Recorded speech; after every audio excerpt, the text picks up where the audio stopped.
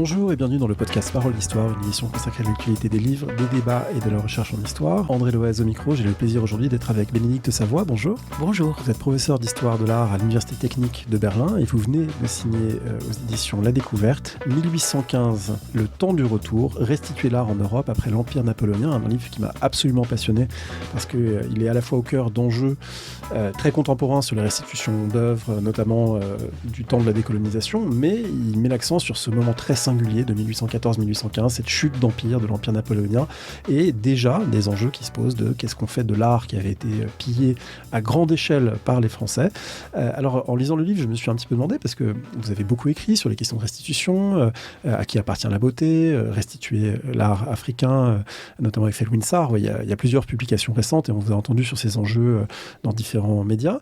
Et en lisant, je me demandais un petit peu qu'est-ce qui vous avait ramené en 1815, mais en fait, j'ai peut-être compris que c'était un retour à un terrain de recherche que vous aviez exploré pour votre thèse, puisque vous aviez travaillé sur ces spoliations françaises. Alors, quel était le point de départ, ou qu'est-ce qui vous avait donné envie de revenir à cette période plus ancienne que les questions très très récentes et très brûlantes sur l'art africain en particulier? Merci beaucoup pour ce résumé. En effet, j'ai consacré ma thèse qui s'appelait « Patrimoine annexé aux spoliations ou aux conquêtes artistiques de Napoléon en Allemagne et de la Révolution française avant lui ». Et la raison qui m'a conduite à revenir sur ces années-là, c'est une invitation du musée du Prado, qui a une chaire annuelle et qui, comme beaucoup d'autres musées ces dernières années, avait envie de parler de fin d'empire, de décolonisation, de restitution, sans vraiment le faire en mettant l'accent sur le XXe siècle. Je crois que c'était une manière pour eux de parler de ces sujets en retournant dans un passé assez lointain pour que ce soit pas trop tendu. En Europe, les pays, les différents États européens, les différentes sociétés civiles ont une approche différente de ces sujets ou une envie différente de remettre les mains dans le passé colonial. Et elle est peut-être cette envie plus forte en Allemagne, aux Pays-Bas, qu'en Espagne, au Portugal, en Italie ou même en France. Et donc c'était une belle invitation. On ne refuse pas une invitation du Prado.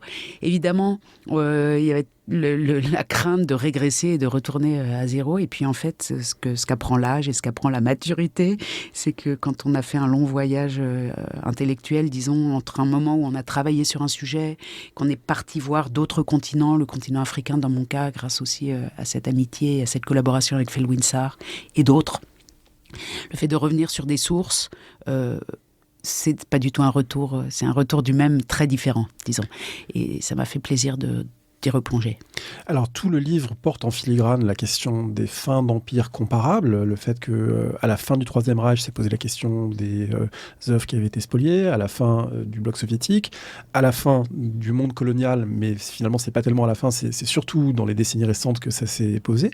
En quoi 1814-1815 résonne avec ces séquences? En quoi on peut aligner ces fins d'empire et qu'est-ce qu'elles ont de comparable du point de vue des œuvres d'art? C'était ça le challenge, c'était ça l'enjeu, c'était de créer une étude sur 1814-1815 qui permettra à l'avenir, aux autres, à la communauté scientifique, de tenter ces comparaisons, parce qu'en effet, chaque fin d'empire amène ou n'amène pas la question des restitutions d'œuvres d'art. En gros, pour dire les choses simplement, quand un empire déchoit, quand il perd des territoires conquis, il rend les populations, il rend les territoires, il rend parfois la structure économique, etc.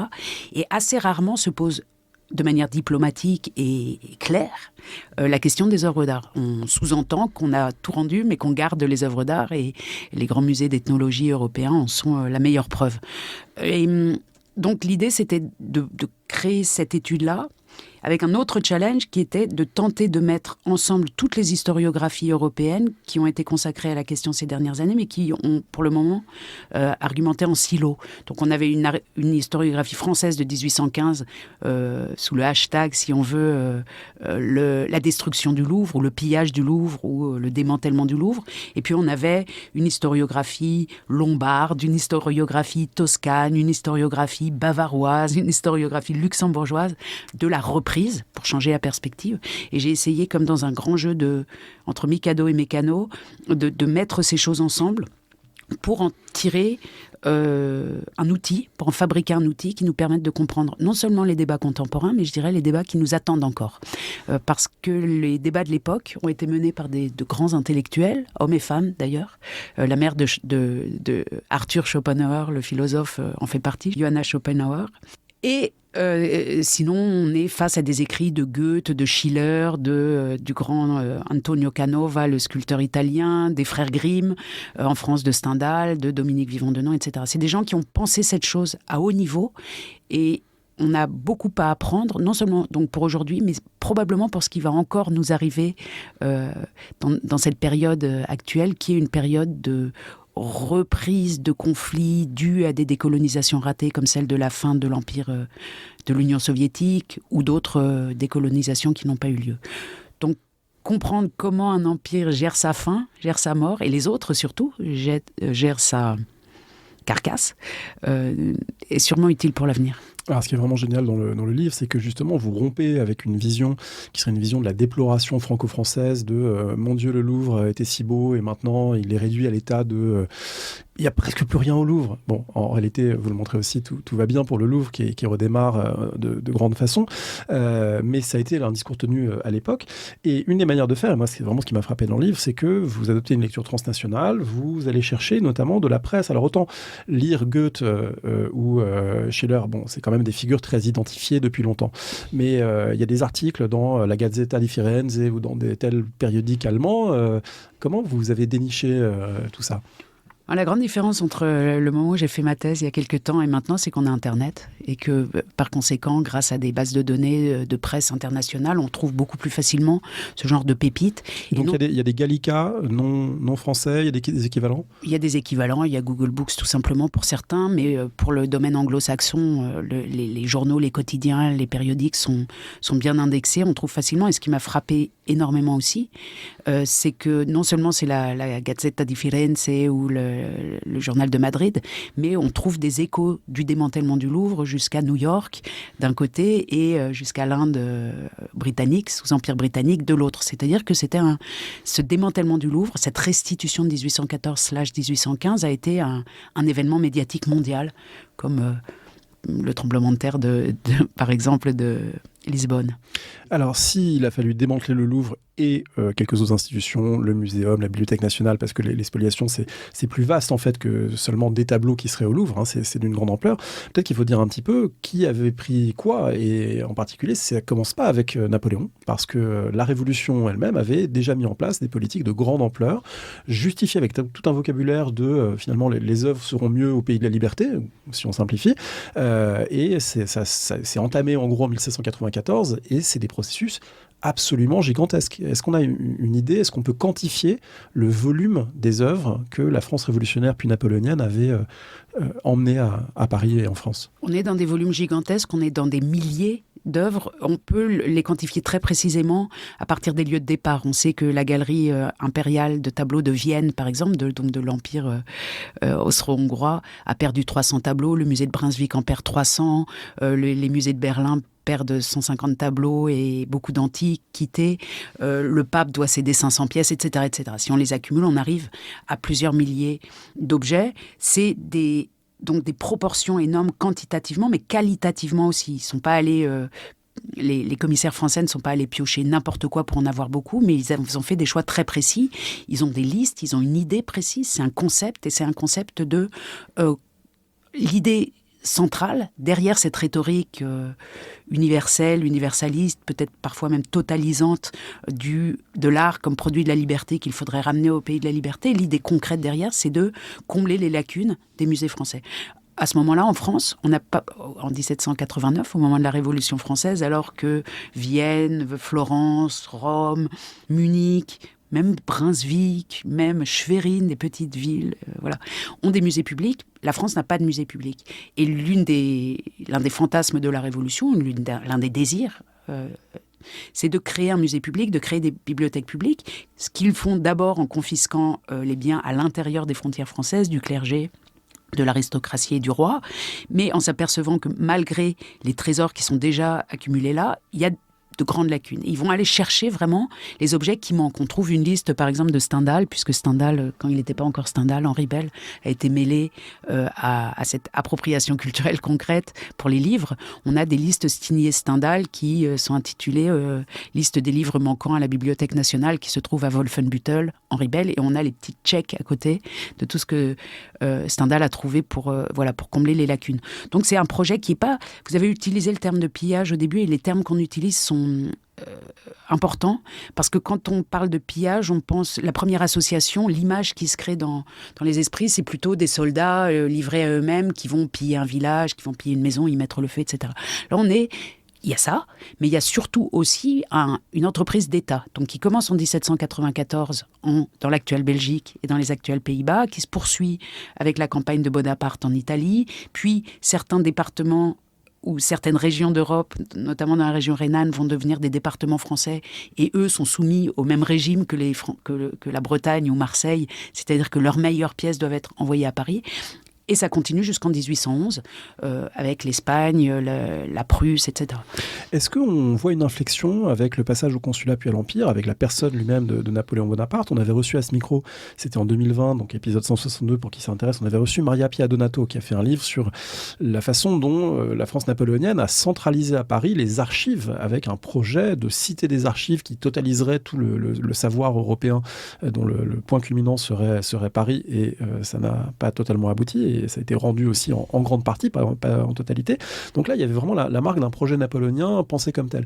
Est-ce que vous voyez une continuité ou est-ce qu'il y a des ruptures entre la phase révolutionnaire et la phase napoléonienne au sens large?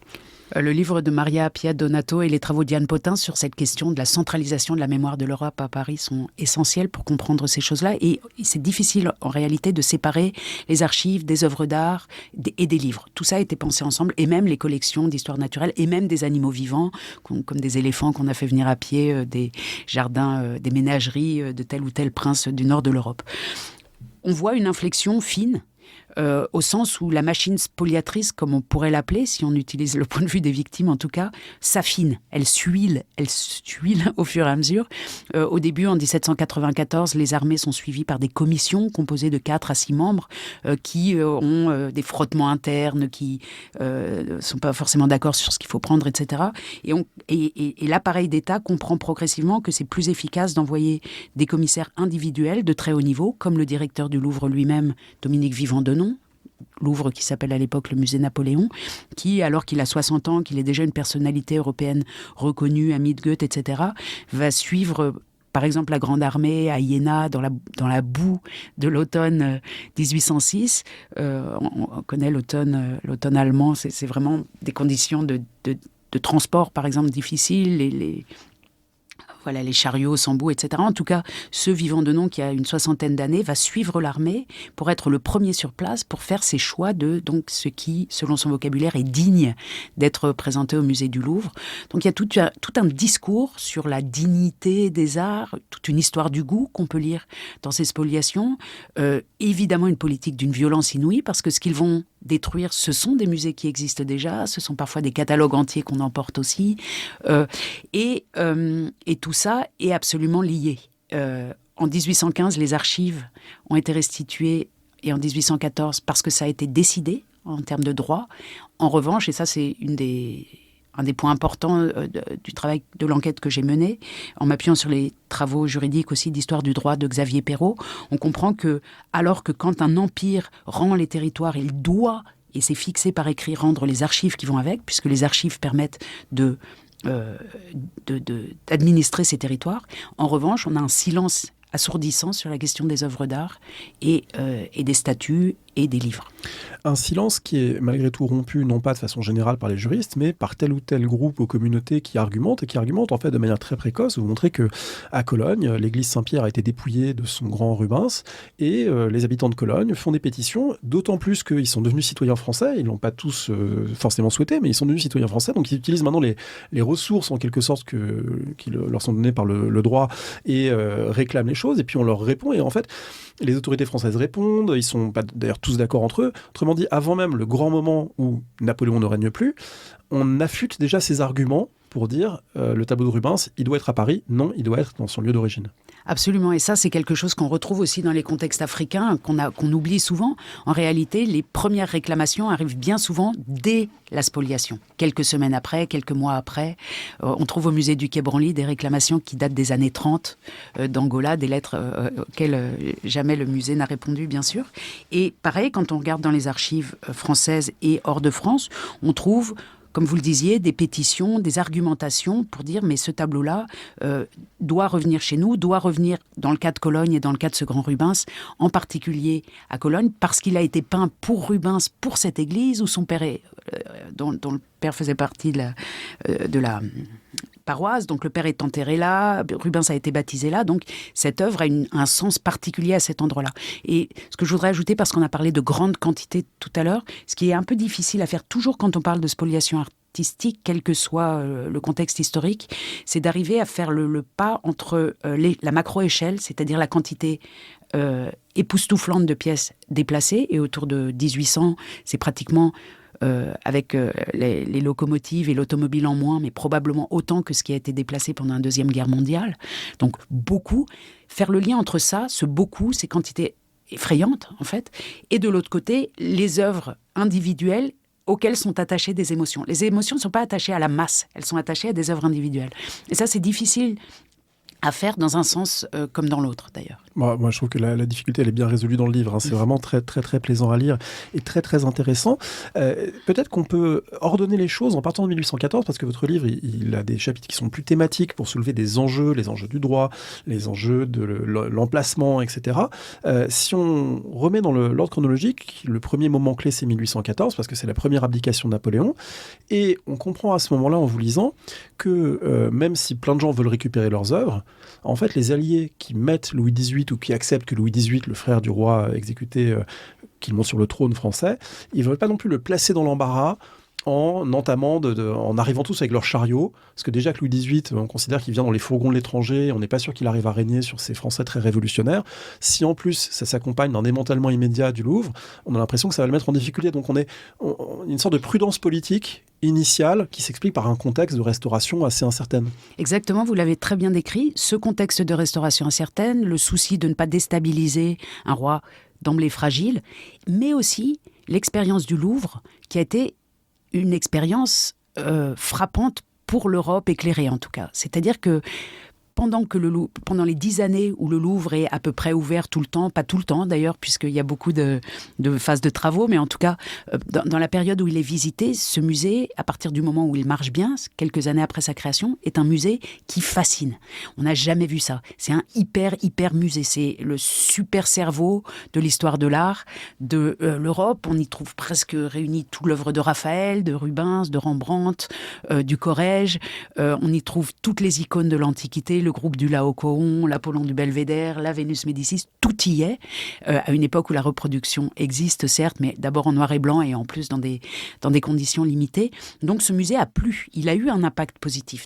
Et en 1814, les alliés qui sont composés, les diplomates alliés des élites européennes, par exemple pour l'Allemagne, pour la Prusse, Guillaume de Humboldt, grand savant, spécialiste de la langue basque, etc. Ces hommes-là hésitent. Donc non seulement à fragiliser Louis XVIII, mais aussi à détruire un monument intellectuel, artistique, culturel, sans pareil. Et ces deux hésitations ensemble font que malgré la préparation dans les différents lieux où ont été perdues des œuvres, donc à la source de la dépossession, dès les premières défaites de Napoléon, dès la bataille de Leipzig en 1813, on voit des bibliothécaires, des gens de musée faire des listes et préparer le fait que la restitution va évidemment, selon eux, être inscrite dans le traité de paix. Et finalement, le traité de paix arrive et silence radio, silence assourdissant, comme je disais tout à l'heure, sur la question des œuvres d'art. Et le résultat des œuvres d'art et des bibliothèques. Et le résultat, c'est que les reprises vont avoir lieu, mais vont avoir lieu comme une pragmatique et pas comme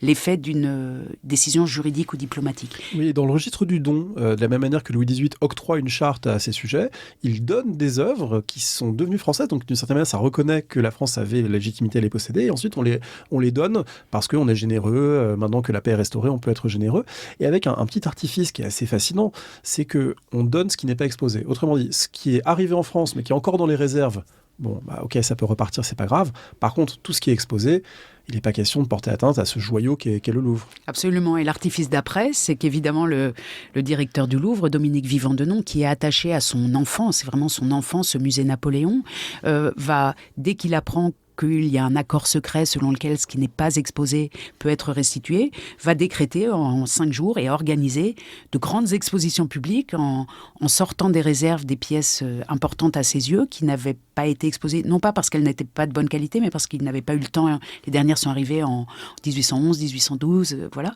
vers la fin de l'Empire. Donc tout ça va être exposé, et quand les commissaires des différents États lésés arrivent pour dire on vient reprendre discrètement, d'ailleurs de nuit, selon cet accord secret, ce qui nous appartient, Denon va leur répondre « Ah, impossible, c'est exposé et ça ne fait pas partie du contrat. » Oui, d'ailleurs, les gens protestent à l'époque. Ils se rendent bien compte de l'artifice et de la supercherie, en quelque sorte. Ce qui est intéressant aussi, c'est que dès ce moment, 1814, on voit apparaître un argument qui est très récurrent jusqu'à aujourd'hui et qui est l'argument souvent des institutions muséales et des autorités politiques, qui est « il ne faut pas qu'il y ait un précédent ». Si on rend ne serait-ce qu'une œuvre, si on rend une gravure, même minuscule, ça créera un précédent et tout va disparaître. Exactement, ça c'est le motif de la boîte de Pandore qu'on entend encore aujourd'hui, un peu moins aujourd'hui, qu'on entendait encore beaucoup il y a 5 ans, qui stipule que la moindre restitution est un danger de mise à mort, si on veut, du musée. Et c'est intéressant cet argument de le prendre au sérieux, parce que souvent, dans les débats sur les restitutions, ceux qui sont opposés aux restitutions opposent une approche émotionnelle qui serait celle des militants ou celle des dépossédés, qui iraient de manière très émotionnelle sur le sujet, tandis que les institutions détentrices, elles, seraient du côté du droit, des lois d'inaliénabilité et d'autres cadres non émotionnels qui régissent la propriété des arts. Or, ce sont les mêmes, souvent, qui agitent cette crainte de la boîte de Pandore, c'est-à-dire qui appuient sur un bouton émotionnel majeur pour les sociétés détentrices en tout cas, et pour la France en particulier. Si on dit à l'opinion publique française, aujourd'hui encore, à la société civile, on va vider vos musées, c'est émotionnel. Et ça permet de fermer le débat tout de suite. Dominique Vivant-Denon, à son époque, étant directeur du Louvre, et les directeurs de la Bibliothèque nationale et d'autres institutions parisiennes, n'ont pas ce bouclier de protection qui est l'inaliénabilité. Ça n'existe pas encore. Et Denon, qui reconnaît très explicitement que le musée Napoléon est un trophée de guerre, et il le dit, il a fallu faire la guerre à l'Europe pour former ce musée, il a fallu que la guerre revienne pour le détruire. Dans un texte très beau d'ailleurs qui donne, si on s'identifie aux gens de musée et à son projet, qui donne la chair de poule, on sent son traumatisme. Il veut rien lâcher et on peut, de son point de vue, le comprendre. En tout cas, ce moment-là est un moment qui montre à quel point l'institution se sent fragile et où la moindre pensée d'une restitution pourrait amener à sa mort. Et comme vous l'avez dit au début, la bonne nouvelle, et sûrement l'un des résultats de cette enquête aussi, c'est que le musée Napoléon, qui a presque tout restitué en 1815, même si la mémoire des peuples européens se souvient plutôt de ce qui n'a pas été restitué, dès qu'il rouvre en 1816-1817, ce musée Napoléon étonne les visiteurs et les visiteuses qui le trouvent mieux qu'avant. C'est moins plein, on voit mieux, il y a plus d'air, ça respire. Ça a permis de rénover aussi les pratiques de la muséographie. Alors, est-ce qu'on peut faire un mini portrait de groupe des gens qui viennent à Paris pour essayer de se retrouver dans ces listes et pour toquer aux portes des institutions et qui souvent, on leur cache les choses, on leur dit « Non, mais non, la liste est perdue, non, c'est un tel qui l'a. » Enfin voilà, ouais. Clairement, il y a des stratégies d'obstruction des autorités françaises. Qui sont les gens qui viennent ? On se rend compte que c'est souvent de grands savants.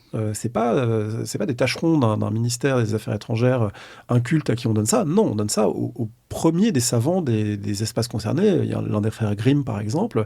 Là, c'est des gens de très haute culture. C'est des gens de très haute culture. Ce sont souvent des gens qui connaissent Paris, qu'on envoie à Paris, puisque la mission impossible, ça va être sans les inventaires français, puisque les administrations françaises ne laissent pas accès à leur base de données, si on veut.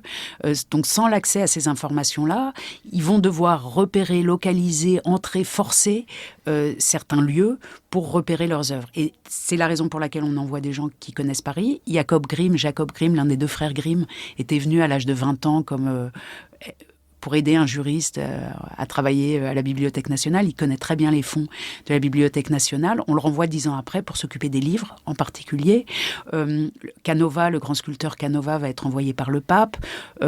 Guillaume de Humboldt le savant, donc spécialiste de la linguiste, spécialiste de la langue basque, qui a vécu longtemps dans les années 1797-98 à Paris, va être responsable des récupérations pour la Prusse. Son frère Alexandre, le grand voyageur, se mêle aussi à la discussion. Donc ce sont des personnes de haut niveau et qui sont liées à la fois à leur collection d'origine, donc souvent des bibliothécaires et des gens de musée, qui ont en plus, comme aussi Lacoma, un peintre espagnol qui est chargé de la récupération pour les grands d'Espagne, comme on les appelle, les familles espagnoles spoliées, qui ont une bonne connaissance du terrain parisien, ce qui va les mettre souvent dans des situations de porte-à-faux difficiles. Grimm écrit à son frère, c'est très bien les frères Grimm, parce que quand ils ne sont pas ensemble, ils s'écrivent.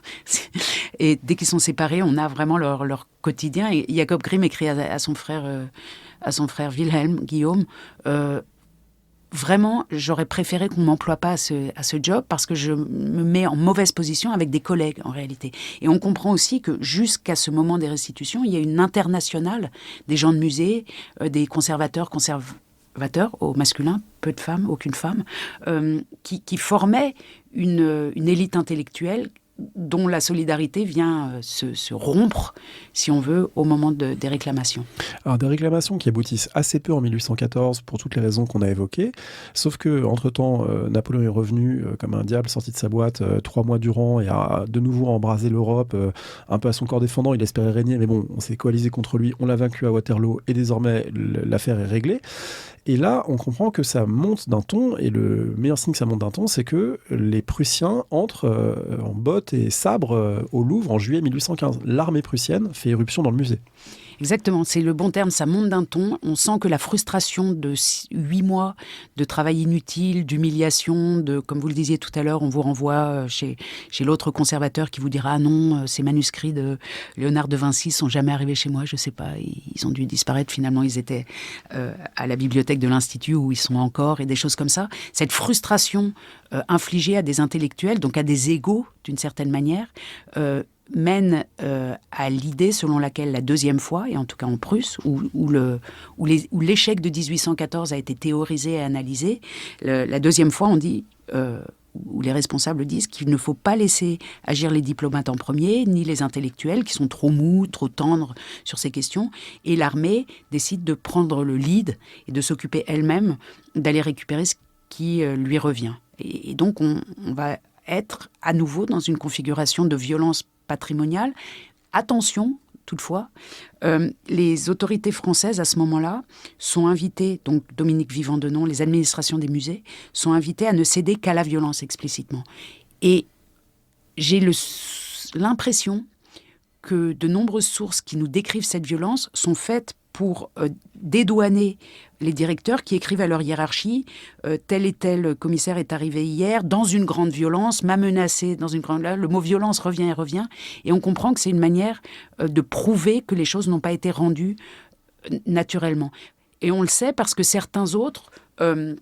comme un général espagnol écrit par exemple à Denon, vous décrivez ma venue hier comme un acte de grande violence, mais pardon, en fait j'ai été très poli, donc je ne comprends pas, et c'est en tout cas moins violent que ce que vous avez fait à l'égard de nos collections. Oui, et puis une manière de mettre en scène aussi la soldatesque brutale, les soudards qui feraient éruption dans un temple de la culture, donc on peut jouer sur plein de tropes comme ça, parce que chacun cherche des arguments finalement pour défendre symboliquement ce à quoi il tient. Et heureusement, on a d'autres types de descriptions, et notamment une sorte d'intérêt britannique très important en 1814 puis 1815 pour l'occupation de Paris. Donc beaucoup d'Anglais viennent à Paris à ce moment-là pour voir le démantèlement du Louvre. On les laisse entrer, et on a plusieurs très belles descriptions, mais notamment une très belle description de Walter Scott, qui fait partie de ces centaines d'Anglais, journalistes, disons, qui viennent décrire le démantèlement du Louvre, et qui, lui et eux, on en a plusieurs, ne semblent pas montrer une grande violence.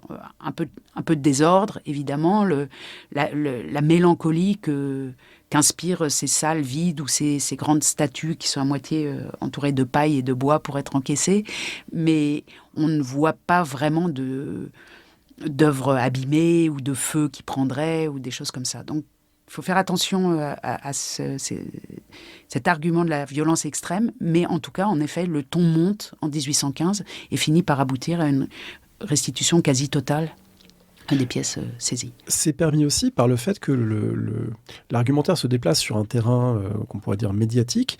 Et c'est intéressant parce que sous l'Empire, on sait que la vie publique était quand même très contrôlée. C'était pas du tout le modèle des Lumières, de la libre circulation des idées. C'était un régime très autoritaire de ce point de vue-là.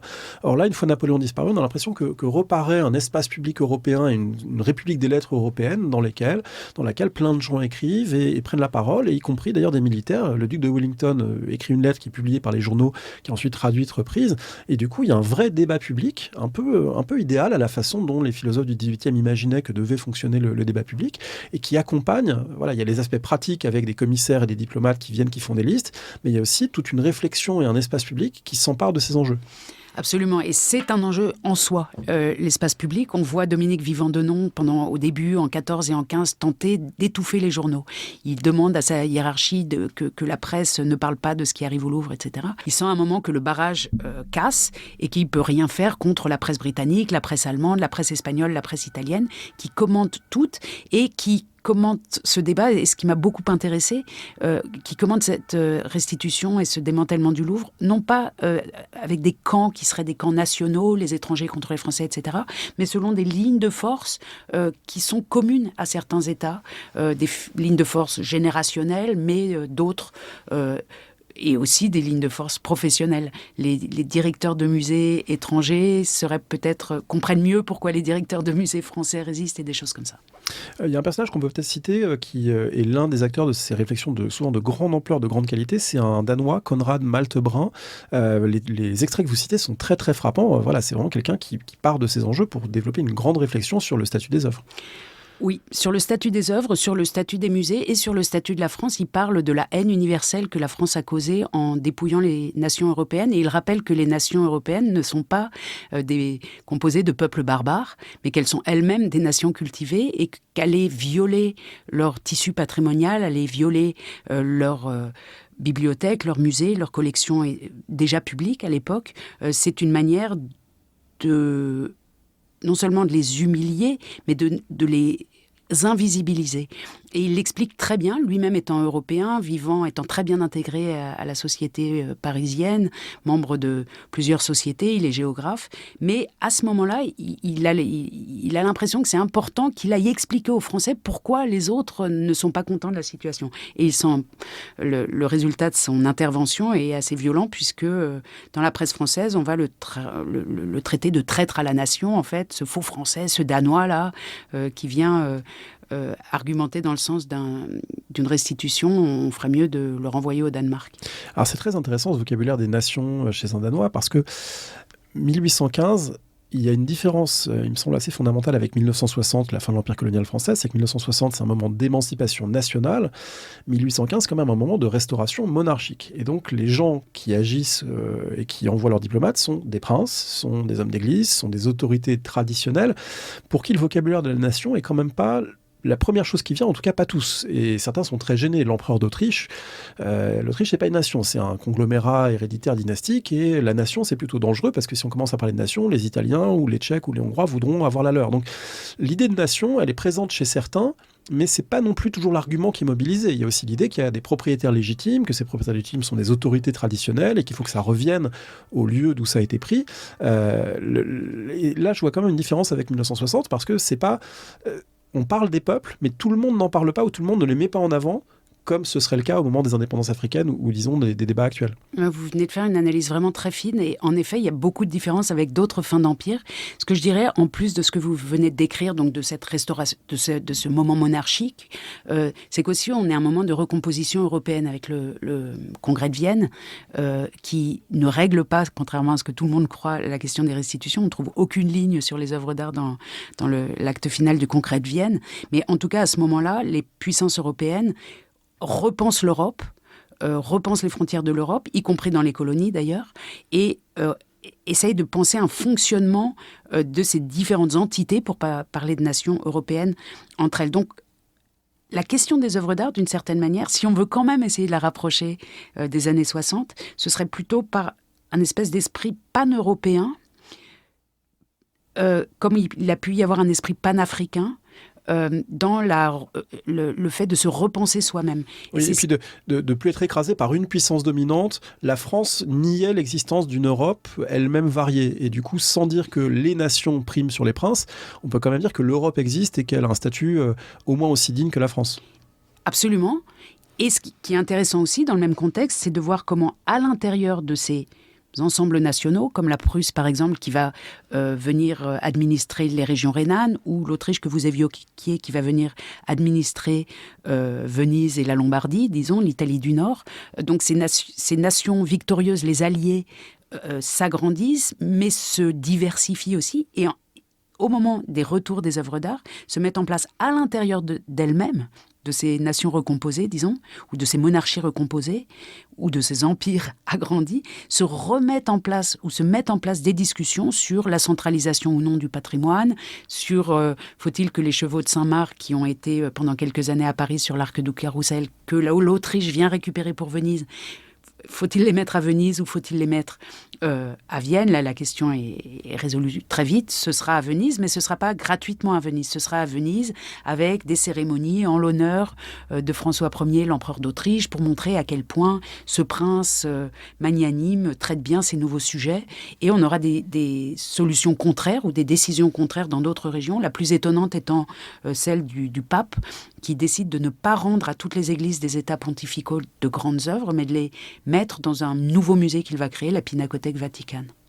Il y a un enjeu spécifique qui est passionnant dans le livre, c'est l'enjeu britannique, c'est-à-dire que les Britanniques sont parmi les plus ardents, les plus vocaux pour dire qu'il faut que la France restitue ses œuvres. Alors, il se trouve que la Grande-Bretagne, exactement à la même époque, est en train de finaliser l'acquisition des marbres du Parthénon, qui sont encore aujourd'hui au British Museum et que le musée d'Athènes attend impatiemment. Et puis, la Grande-Bretagne n'a pas hésité, c'est la première puissance coloniale de l'époque, à piller des biens culturels, notamment en Inde. Et cette contradiction frontale, un certain nombre d'acteurs de l'époque le disent. C'est pas notre regard contemporain qui nous fait dire « Ah, regardez ces Anglais comme ils sont hypocrites, ils disent qu'il faut que la France rende alors qu'elle a elle-même spolié des choses. » Non, il y a des observateurs contemporains qui disent « Attendez, qu'est-ce que ça signifie d'ordonner à la France de restituer alors que vous-même, vous avez spolié ?» Et ces observateurs contemporains sont souvent des Anglais. Ça aussi, ça a été une des surprises pour moi, en rouvrant l'enquête sur cette année-là, de voir à quel point la chronologie, vous parliez de la finalisation de l'achat des frises du Parthénon. En réalité, à ce moment-là, on va avoir bientôt la finalisation, mais en fait, ça traîne, il ne se passe rien. On est plutôt dans une période morte et on s'aperçoit que les acteurs britanniques qui vont donc autour de Wellington, que vous citiez tout à l'heure, ou de Castlereagh, qui s'occupe des affaires étrangères, ou de Hamilton, qui a été l'ancien secrétaire de Elgin, qui lui-même a pris les marbres du Parthénon, tous ces acteurs-là sont les mêmes qui négocient le démantèlement du Louvre, ou qui aident les Britanniques n'ayant pas été touchés par les spoliations, grâce à leur insularité, par les spoliations de la Révolution et de l'Empire. Ils vont venir aider les puissances qui n'ont pas leurs propres armées, c'est-à-dire principalement, sur place à Paris, c'est-à-dire principalement les Pays-Bas unis, cette nouvelle nation qui recouvre la Belgique actuelle et les Pays-Bas actuels, et l'Espagne. Ce sont les Britanniques qui vont les aider, et puis ensuite le pape, qui n'a pas d'armée lui non plus. Ce sont les Britanniques qui vont les aider à récupérer leurs œuvres, et il y a tout un débat britannique, un peu sous le radar, pas mal de lettres secrètes qui ont été publiées plus tard au XIXe siècle, qui disent en fait, ces œuvres qu'on libère du Louvre, on pourrait les prendre pour nous, pour créer un musée. Et là, vraiment, à l'intérieur du camp britannique, on voit des oppositions et finalement une poussée d'énergie pour l'acquisition des marbres du Parthénon qui vont être le point de départ, en fait, de l'épanouissement, si on veut le dire de manière positive, du British Museum, tandis que le Louvre va perdre pour quelques années son énergie. Et juste parce que vous l'évoquiez, la question des spoliations coloniales ou des pillages coloniaux, elle est omniprésente aussi, et c'est étonnant. On voit dans les débats sur dans les joutes oratoires entre les légalistes et les moralistes autour de 1815 à Paris, certains Français argumentant avec le fait que au Sri Lanka, c'est-à-dire à Ceylan, à ce moment-là précisément, les Anglais sont allés piller. Alors comment peut-il reprocher à la France d'avoir pillé aussi? Et même, on voit les drapeaux, les aigles napoléoniens exposés en Angleterre, en même temps que d'autres drapeaux pris à des ennemis, entre guillemets, indiens.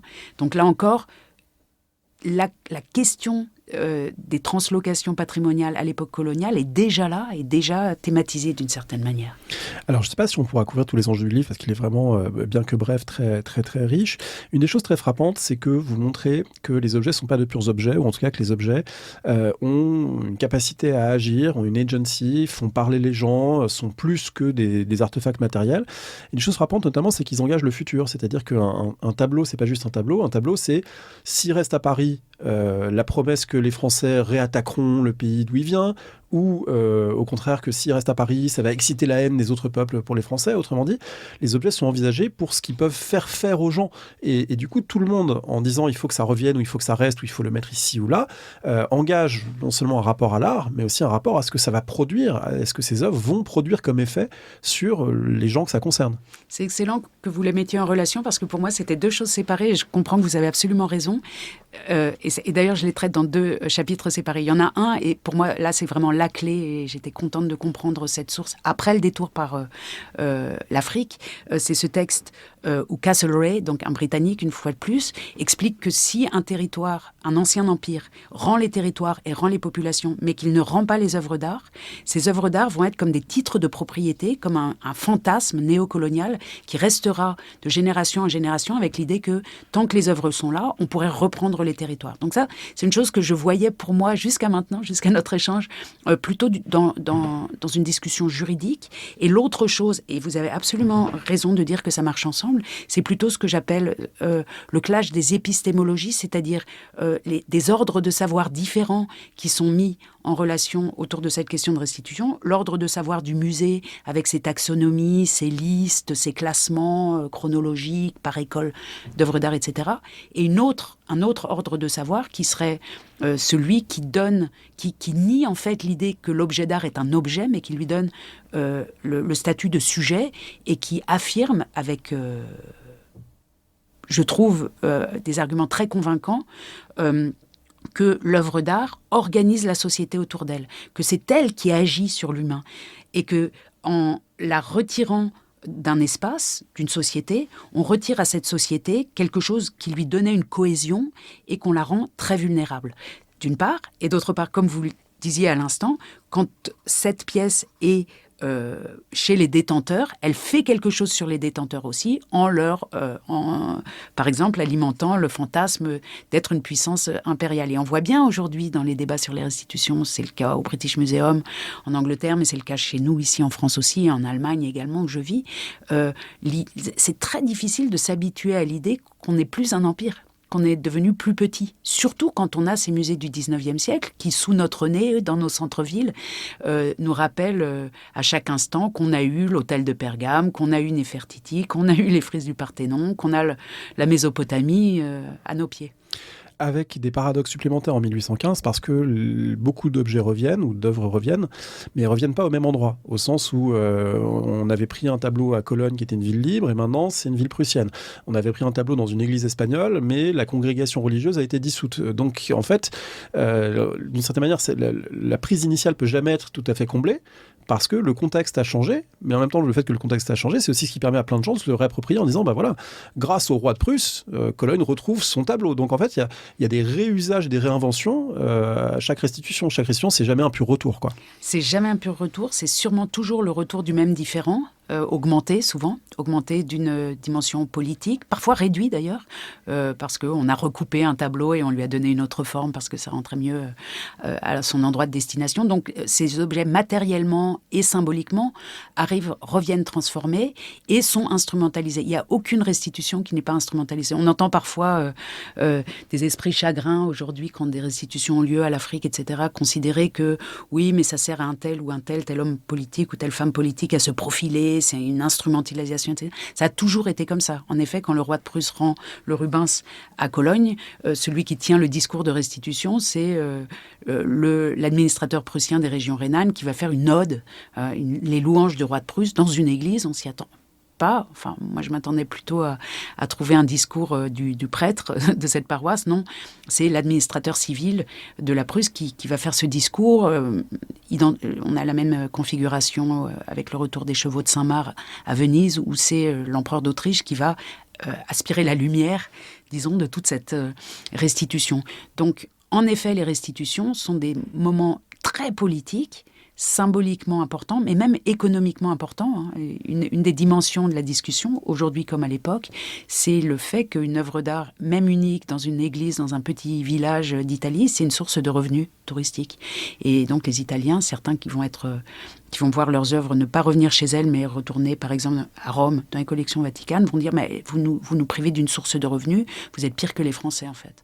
Alors beaucoup de ces œuvres sont exposées au moment de leur retour, soit parce qu'il y a des nouvelles institutions qui peuvent naître et le Prado ouvre en 1819 et finalement le retour d'un certain nombre d'œuvres et permet de finaliser, de cristalliser quelque chose qui était en germe, mais là l'occasion est donnée.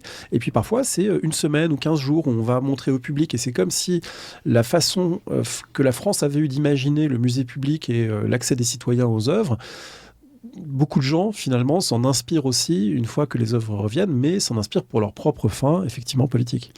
Là, il y a vraiment deux cas de figure différents. Il y a le cas de figure où ce qu'a pris la France, ce qu'ont pris les autorités françaises, était déjà exposé dans des musées publics. Le meilleur exemple, c'est les musées du Vatican, qui sont ouverts depuis le milieu du XVIIIe siècle. Et là, les pièces vont revenir sur place et vont combler une absence qui a été durement ressentie pendant 10 ou 15 ans.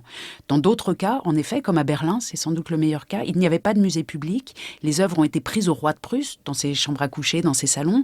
Elles sont exposées à Paris pendant une quinzaine d'années. Et quand elles reviennent, la société civile berlinoise refuse que ça retourne dans la chambre à coucher du roi et va se mettre à réfléchir à un meilleur mode collectif de conservation. Et ce qui me paraît très important à ce moment, et surtout quand on pense aux discussions de notre époque, c'est que ça prend longtemps. C'est-à-dire que c'est à partir du moment du retour physique de ces œuvres qui sont les mêmes différentes que se mettent en route des négociations. À Berlin, entre 1815 et l'ouverture du premier musée public en Prusse, il se passe 15 ans. Ça dure longtemps. Quand aujourd'hui on se plaint que la République du Bénin n'a pas encore ouvert les musées avec les œuvres restituées en 2021, il y a 5 ans, on est impatient. C'est normal, il y a une impatience, mais historiquement ça prend du temps.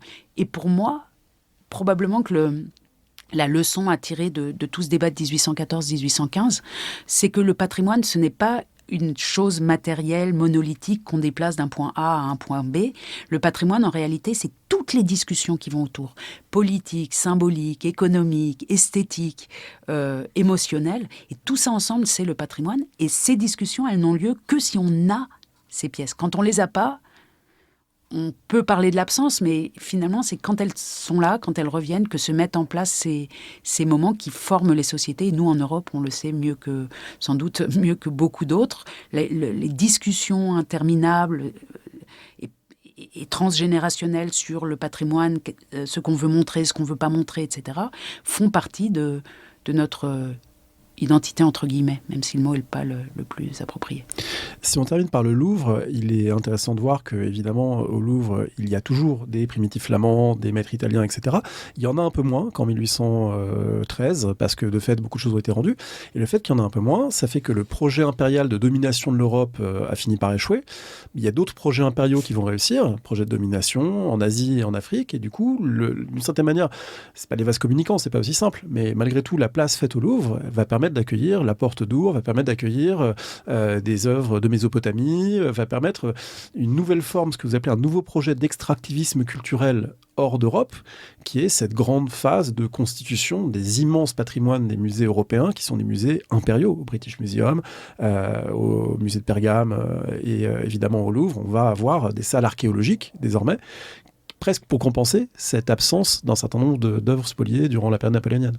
Absolument, pour compenser. Et ce n'est pas seulement une question de place, c'est aussi une question sans doute de consensus européen. Après 1815, les nations qui ont été quand même très traumatisées ou les États qui ont été très traumatisés par ce moment, vont adopter un consensus selon lequel, entre soi, maintenant en Europe, on va s'éviter, en tout cas pendant plusieurs décennies, ce genre d'outrage, les pillages et les spoliations. En 1871, on peut prendre l'Alsace et la Lorraine, mais on ne peut pas prendre le Louvre. Il n'y a pas à ma connaissance, en tout cas, Bismarck n'est pas allé au Louvre pour dire je veux tel et tel Van Eyck ou Rubens pour les ramener à Berlin. En 71, les directeurs de musées, des directeurs de bibliothèques en Allemagne, en Prusse en tout cas, écrivent à Bismarck, écrivent à l'armée en disant il faudrait qu'on aille récupérer ce qui n'a pas été rendu. Et Bismarck répond, en gros, on a déjà l'Alsace et la Lorraine, ça suffit. On a des belles églises, on a récupéré des bâtiments bâtiments d'architecture, on va laisser le reste comme ça. Donc il y a une sorte de consensus qui se crée en 1815 qui dit « Ne nous infligeons plus ce genre d'outrages patrimoniaux ou culturels ou ce genre de violence. Mais en revanche, ce qui marche exactement avec, c'est allons l'infliger hors d'Europe. » Et la première grande... Le premier grand espace géographique et culturel qui va entrer dans les musées, tant au Louvre que dans les musées de Berlin ou au British Museum, ce sera l'Égypte, qui fait son entrée massive dans les années 20. Puis, comme vous le disiez, l'Irak et l'Iran actuel, la Mésopotamie, qui arrive dans les années 40. Puis après, ce qu'ils appelleront en France les antiquités américaines, le Mexique, donc au moment des indépendances des pays d'Amérique latine, des commissions, des voyageurs, ils vont en masse et rapportent de la culture aztèque, etc. Donc très vite, en fait, se mettent en place ces musées universels qui ne touchent plus à la substance européenne ou plus trop. Et qui poseront évidemment des questions de restitution ultérieures sur lesquelles vous avez travaillé et d'une certaine manière la boucle est bouclée. Merci beaucoup Bénédicte Savoie. Est-ce que vous auriez pour terminer un conseil que vous voudriez partager, un conseil de lecture ? J'ai un conseil de lecture qui était dans mon courrier ce matin, qui est une thèse remarquable qui vient d'être publiée aux éditions De Gruyter en langue anglaise. Son autrice est Mathilde Cartolari. C'est une thèse qui a été écrite à l'université de Udine et à mon université aussi à Berlin, qui s'appelle Ambassadors of Beauty, Italian Old Master Exhibitions and Fascist Cultural Diplomacy, 1930-1940, et qui pose la question de la manière dont les fascistes italiens ont instrumentalisé les maîtres anciens, Titien, Tintoretto, etc., à des fins politiques. Une œuvre, un ouvrage remarquable tant par sa précision que par son iconographie époustouflante, avec même des extraits de films, d'actualité, de presse, etc. Je pense que c'est l'un des textes les plus importants sur ces questions et qui résonne lui aussi avec l'actualité. Merci beaucoup. On mettra la référence sur le site parolehistoire.fr. Merci beaucoup. Merci. Merci d'avoir écouté l'émission. Rendez-vous sur le site parolehistoire.fr pour retrouver l'intégralité des épisodes et des séries thématiques. Rendez-vous également une semaine sur deux le vendredi avec Alexandre Jublin sur le fil du collimateur pour le podcast L'histoire de la guerre et des conflits armés, le fil de l'épée. N'hésitez pas à laisser une note ou un commentaire sur le podcast, notamment sur iTunes ou Spotify. Et à bientôt pour un nouvel épisode.